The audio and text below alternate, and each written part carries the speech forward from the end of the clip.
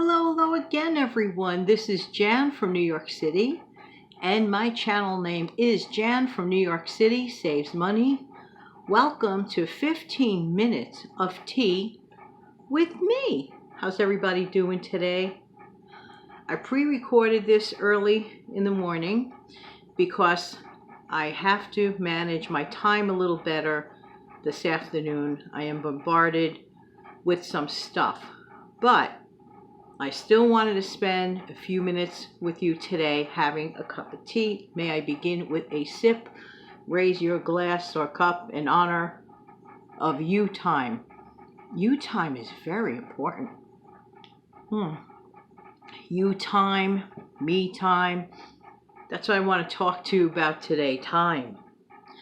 Time, this thing called time. You can't hold it. You can't grasp it. Sometimes it feels longer, much longer than it should. Sometimes it feels like it goes by just like that. And at the end of the day, excuse me, I've heard it more than once. People say they just do not have enough hours in the day. Excuse me, please. Perfect time for a sip. But you want to know the truth? That's not true. We're all given the same amount of hours every day. Every one of us is given the same amount of hours every day. But the thing is, how do we manage those hours? Do we spend time? Do we waste time? It actually can be compared to cash. Are we spending cash? Or are we wasting cash? Only one major league difference between time and cash. When you lose cash, you can replace it eventually. Pardon the frog. When you lose time, you could never, ever replace it. This is why I'm saying it, the wise old owl that I'm becoming. It's true, with age does come wisdom. As we get older, we recognize things, or we've experienced things that we could never understand maybe years ago. Treat your time like the precious gift that it is. Now, examine, what do you do with your time? And by the way, I am so thrilled that you're spending some of your valued time right here. And it is my utmost hope that you are chilling out, decompressing, because we live in a very harried world. Excusez-moi. We live in a very harried, rush, get it done yesterday world. That's not always doable, nor is it desirable. Excuse me again. Forgive me, please. It has to be my allergies. I have to tell you something.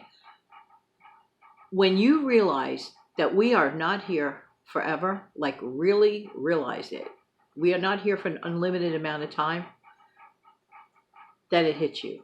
Then it really, really hits you. And this year hit a lot of people really hard in many, many areas. But we're not going to focus on that. We're going to focus on the gift that we have been given every single day. Time. Do you have a favorite year growing up? If you look back in time, I do. And I know it sounds crazy, but one of my favorite years as a child has to be year when I was 12. I love being 12. That was like, you're coming into your own. You're establishing beginnings of really, believe it or not, like true friendships, not like the little kitty before 10-year-old friendships. And all of a sudden, the world is your oyster. I believe I began high school when I just turned 12. I was the youngest one, by the way, to graduate from my school at that time. I graduated high school at age 17. That is young. But that happens when you're born in the latter months, like I am, late fall baby. But looking back, I really loved 12. Do you have a favorite year? 12 was just so carefree, and the friends and the music, and boy, I loved 1972, 71, 72. Perfect year for music. I know I'm talking and rambling about nothing much, but that's what 15 minutes of tea does to you. Hey, did anybody catch that show yesterday? My live show? Mm-mm-mm. If you didn't catch the live show yesterday, it's available on playback. And I had the absolute honor and pleasure of having Debbie from the How Debbie Saves channel on. She is absolutely such a kind person, nice. And her channel is chock full of time-saving ideas, utilizing your freezer, and other such things, and fantastic money tips. You will not be wasting a moment's time if you head over to that channel. And when I mention a channel, it comes from my heart, because I see things. I see things in people that really, like, it should be like put out there. It just should be put out there. And I am so glad that we take this time every week to just like decompress together and stuff like that. And I'm just like thinking, especially recently with all of the situations going on, surrounding us, whatever, everybody needs to carve out a little bit of you time. You know who I feel really like a great empathy for? Young mothers and young dads of young children, because you're probably juggling a full-time job, and you're managing your house or apartment, and you're catering to the needs of small children. It is not easy. Let me look into the camera and tell you that my heart goes out. But I know this sounds crazy. I know this sounds nuts. There's going to be a day when you are going to so truly wish that you had that magical moment back in time again when the kids are little, and you're celebrating all the certain holidays that you celebrate in your certain particular ways that your family does, your traditions, right? And something magical about having the kids there, especially Christmas time and Halloween or whatever you celebrate that means a lot to you and your family, with the kids there. It makes such an incredible difference, because let me tell you something. One minute your kid is like a kid. The next minute they literally go to bed. They walk out of their room. They like 3 feet taller. The voice is different. And they're ready to take on the world. And you're just like standing there going, huh? When did this happen? Yeah. And then even one day, I know, when you're hearing the screaming and the crying overnight and the 2 o'clock feedings, you can't see that. That vision is not there. But there is a day, there will be a day, that one day they've grown, they left the nest, and you turn around and you look around their empty room and you say, where did it go? And yes, at times people feel that empty nest syndrome. I remember going through that for a little bit. My daughter, grew up and, moved out on her own and all that stuff. It's like, this was a while back, because I'm no spring chicken, so. But I'll never forget that day. It was bittersweet.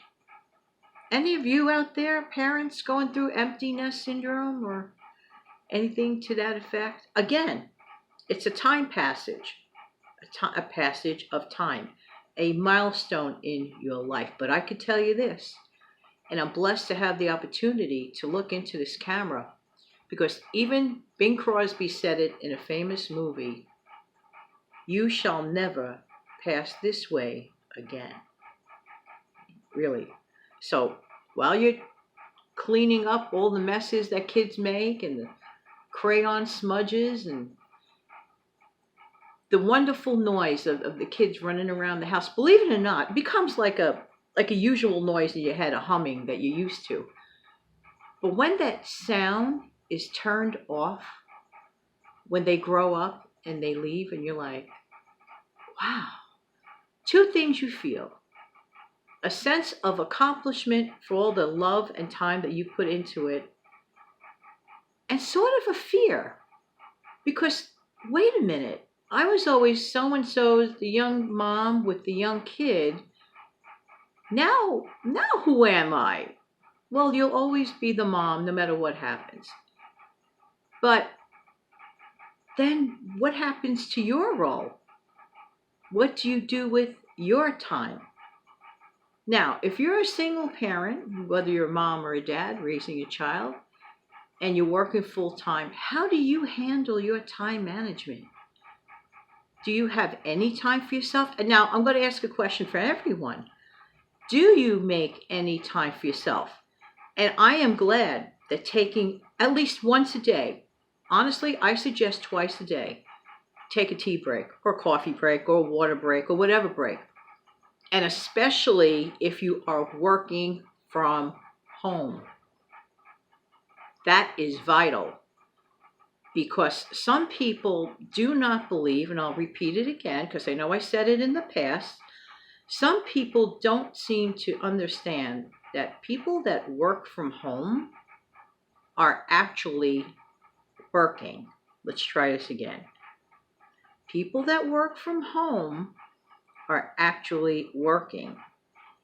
And if there's ever a time or a place that you need to take that mental break, whether it's taking a walk, stepping outside, sitting on your porch, going to your backyard, whatever it is, if you live in a building, you step out, or just even hang out in your lobby of your building, whatever you want to do, whatever works for you. Take that mental break, walk away from your home office, and that's it. And speaking of home office, it's kind of never a great idea to keep your home office in your sleeping area in your bedroom, because it disturbs your sleep. It's like, let's suppose you're trying to go to sleep, right? And then you're looking at your desk, you're looking at your computer, you're looking at papers or whatever it is, file cabinets, whatever you got going on in there, and your mind is still like semi on the job. If you were working outside of your home for someone else in their office, that the opposite way would be kind of humorous. Let's say you took your bed and your dresser bureau and brought it to that job. Can't really do that. It's really not a great idea. So it's never a good idea to mix the two. And if you have no choice, you work best with what you can. And even if you cover up the area with a curtain or something, just cover the area, figure it out so that, like you have that blockage. Because I'm a stickler about when I work from home, which I currently do, and I have for a long time. After a certain hour, every day is different. For me, I'll designate a time. After a certain hour, I will stop it all. I'll say, okay, I'll pretend like I was working for someone else, because my decompression time is very, very important. You have to have transition of time in order to appreciate your downtime, your leisure time, your sports time, your telephone time with your family, chat time with your friends. You must distinguish certain times. And that's really important. And of course I want more tea. I can't tell you how truly flattered that I am that you have taken your time to spend with me and have a cup of tea. I tapped the alarm. It should be going off shortly. And I'm looking here at the time clock here. It says 14 minutes and 30 seconds. So if the alarm does not go off or whatever malfunction, which may be going on with my timer, I want to let you know, there it is, that I respect your time. But thank you for taking that 15 minutes of time and tea with me. And I'll see you next Monday. Have a wonderful, wonderful day.